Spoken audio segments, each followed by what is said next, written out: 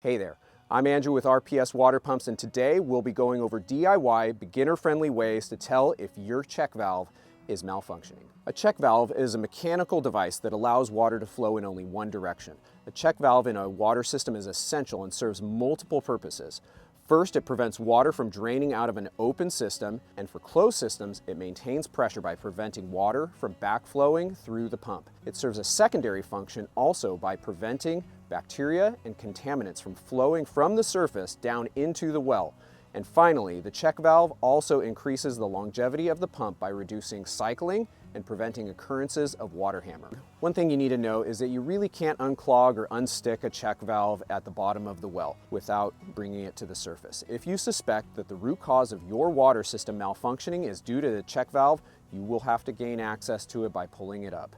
For this reason, it's important that redundancy is designed into the system, and the proper methods of dressing pipe threads and purchasing quality materials is critical to the longevity and reliability of your water system. Let's start off with what we offer to help you in this regard. Here at RPS Water Pumps, we sell 100% 304 stainless steel check valves.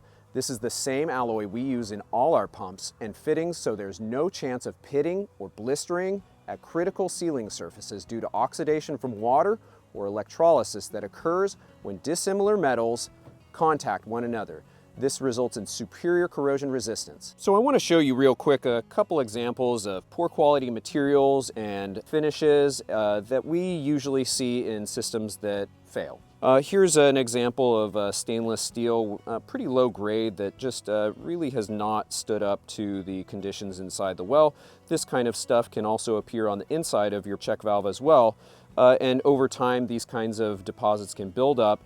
The rust can prevent the checking action of the check valve. This one is a perfect example here of brass that we wouldn't want to mate to any of our stainless steel. But in addition to that, the mating surface and the way it seals is different than ours, okay?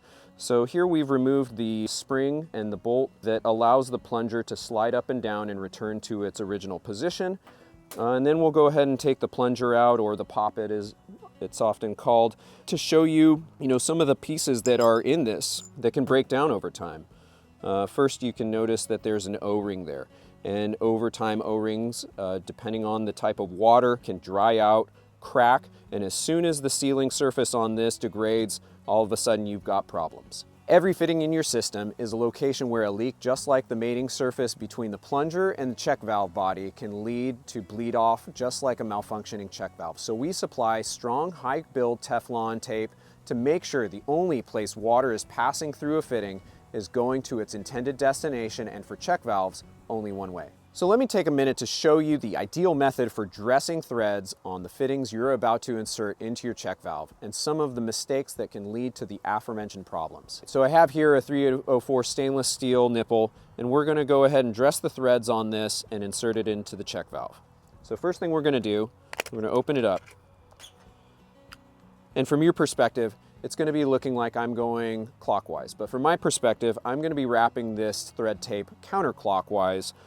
And first I'm going to start by placing the tape on the side, holding it with my thumb to keep it from slipping off, and then I'm going to wind and wrap around it about 3 times. Like I said, this is a high build Teflon tape that doesn't require sealant, but you definitely can add some if you want to. But you just give it a couple wraps, and then you hold it and break it apart so it doesn't create a bunch of loose threads. All right, so I just showed you an ideal method of wrapping your fittings with Teflon tape. Let me show you one of the things that you really want to avoid. Number one is wrapping it in the opposite direction. And what that's going to do is it's going to cause the Teflon tape to unravel as you're spinning it on. What it's going to do is it's going to begin bunching up instead of laying down and filling. The next thing you're going to want to avoid is, even if you're wrapping it in the right direction, you don't want to overlap over the edge the Teflon tape, because what's going to happen is it will want to fragment and it'll want to stretch in one direction, and all of a sudden you're going to have a bunch of loose threads that are hanging off your fitting when you spin it on, and those loose threads may come loose or be long enough such that they start to interfere with the sealing surface of your check valve. We've looked at the build quality and preparation in installing the valve. Now let's go over where we want to integrate it into the system. The best placement is going to be within 25 to 30 vertical feet of the pump. The reason for this is if the position of the valve relative to the water level in the well exceeds 33 or so feet, the atmospheric pressure can no longer support the weight of the water, which will cause the water column to break and draw vacuum against the back of the check valve. As soon as the pump kicks on, the pump makes up for that lack of pressure exerted, and the incoming water slams against the valve, resulting in water hammer and eventually a failure in the plumbing as a result of pressure spikes exceeding design limits. Before pulling off the well seal and getting the pump to the surface, here are those symptoms that indicate the check valve is malfunctioning. The most common symptom you'll notice first is a slow, steady drop in pressure. If you've isolated the pump and pressure tank from the locations that use the water and the pressure fluctuates between the high pressure and low pressure cutout and cut-in points of a pressure switch, then the pressure loss is occurring in the well. The result of the pump continuously repressurizing the system will result in a higher electricity bill. In this case, something in the system is preventing the check valve from making a proper seal if leaks from the fittings have been ruled out. In some cases, the opposite can occur, where the system cannot deliver the needed water in a high demand condition.